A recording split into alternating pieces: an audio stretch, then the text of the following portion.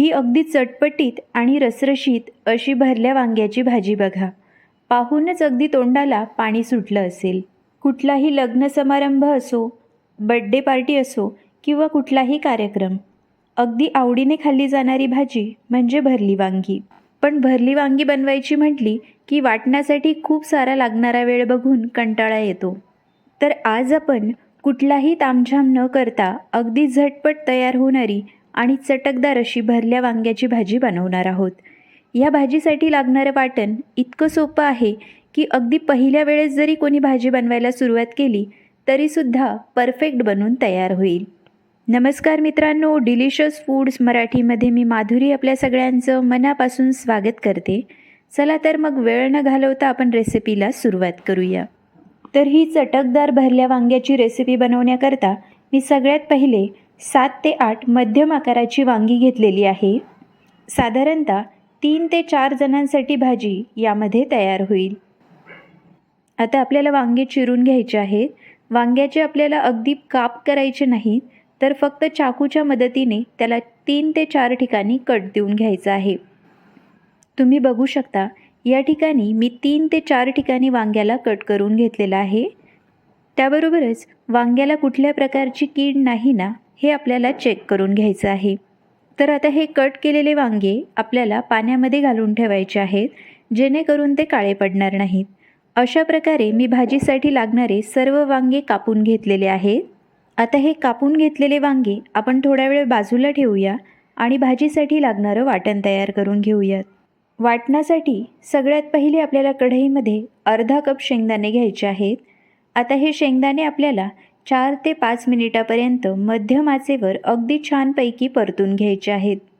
शेंगदाणे हे आपल्याला नेहमी मध्यम आचेवरच भाजायचे असतात, कारण जर तुम्ही हाय फ्लेमवर हे शेंगदाणे भाजले तर काय होतात की बाहेरून ते भाजल्यासारखे वाटतात, पण आतून मात्र कच्चे राहतात.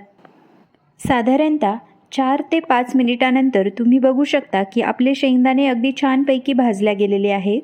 आता यामध्ये मी 2 ते 3 चमचे किसलेलं खोबरं घालणार आहे. खोबरंसुद्धा आपल्याला 1 मिनिटभर परतून घ्यायचं आहे. साधारणतः 1 मिनिटानंतर तुम्ही बघू शकता की आपले शेंगदाणे आणि खोबरं छानपैकी परतल्या गेलेलं आहे. आता हे खोबरं आणि शेंगदाणे आपल्याला थंड करून घ्यायचे आहेत. आता हे थंड झालेले शेंगदाणे आपल्याला एका मिक्सरच्या भांड्यात काढून घ्यायचे आहेत. त्याबरोबरच यामध्ये आपल्याला 10 ते 12 लसणाच्या पाकळ्या घालायच्या आहेत. मसाल्यांमध्ये सगळ्यात पहिले 1 ते 1.5 चमचा काश्मीरी लाल मिरची पावडर, अर्धा चमचा हळद, अर्धा चमचा जिरा पावडर, अर्धा चमचा धने पावडर, त्याबरोबरच अर्धा चमचा आमचूर पावडर, 1 चमचा कसुरी मेथी, अर्धा चमचा गरम मसाला, पाव चमचा हिंग आणि 1 ते 1.5 चमचा मीठ आपल्याला घालायचं आहे. आता हे सर्व मिश्रण आपल्याला मिक्सरच्या मदतीने जाडसर दळून घ्यायचं आहे. अगदी बारीक अशी पेस्ट आपल्याला करायची नाही. तर तुम्ही बघू शकता या ठिकाणी वाटणासाठी लागणारा मसाला तयार झालेला आहे. यामध्ये थोडंसं पाणी घालून आपल्याला हे मिश्रण कालवून घ्यायचं आहे.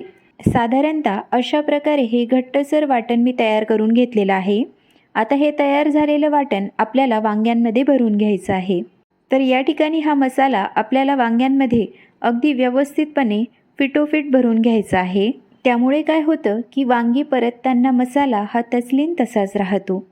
तर या ठिकाणी मी सर्व वांग्यांमध्ये मसाला भरून तयार करून घेतलेले आहेत. त्याबरोबरच यामध्ये मी थोडंसं वाटण बाजूला शिल्लक ठेवलेलं आहे. तर हे वाटण आपल्याला भाजीमध्ये रस्सा बनवण्यासाठी वापरायचं आहे. तर आता हे वांगे आपण थोडा वेळ बाजूला ठेवूयात आणि भाजी बनवायला सुरुवात करूया. तर सगळ्यात पहिले आपल्याला कढईमध्ये 3 ते 4 चमचे तेल घ्यायचं आहे. तेल अगदी व्यवस्थितपणे गरम झालं की त्यामध्ये अर्धा चमचा जिरे आणि अर्धा चमचा मोहरी आपल्याला घालायची आहे. जिरे मोहरी तडतडली की लगेचच आपल्याला सर्व वांगे कढईमध्ये काढून घ्यायचे आहेत.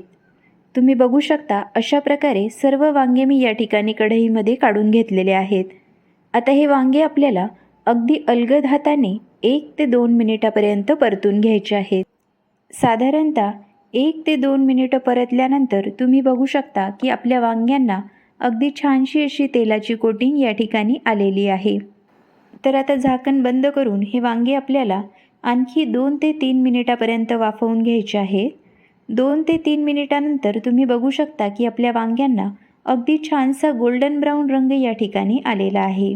तर या स्टेजला आपण जे मसाल्यांचं वाटण बाजूला ठेवलेलं होतं त्यामध्ये थोडंसं पाणी घालून हे वाटण आपल्याला कढईमध्ये काढून घ्यायचं आहे.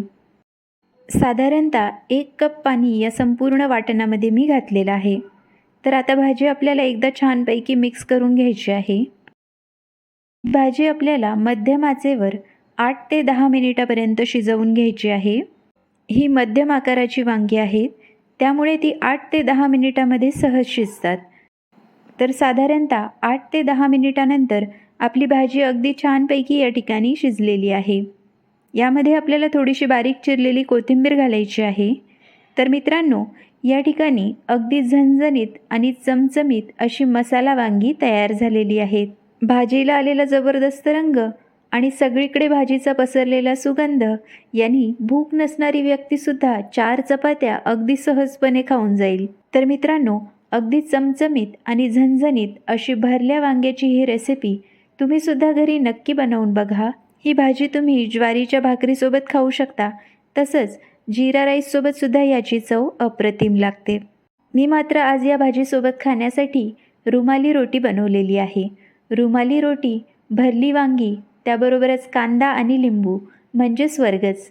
चला तर मित्रांनो, पुन्हा भेटूया अशाच एका नवीन रेसिपीसोबत. तोपर्यंत मस्त खा आणि हॅपी रहा.